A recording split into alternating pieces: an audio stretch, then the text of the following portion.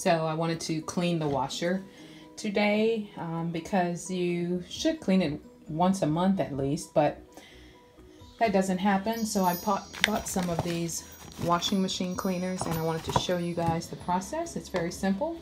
In this area, and I've already taken it out, I've already removed, I had this here, so I'm going to remove this tray because that tray is only for the liquid detergent, and in here is where I'm going to go ahead and put my washing machine cleaner. So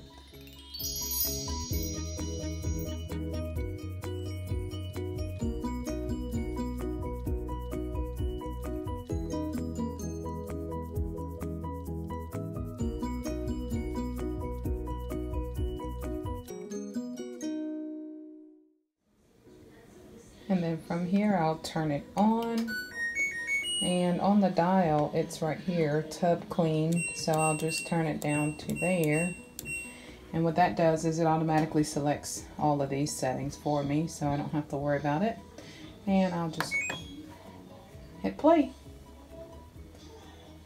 It looks like a play button, start button.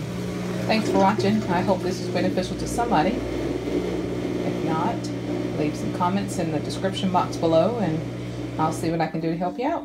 Bye!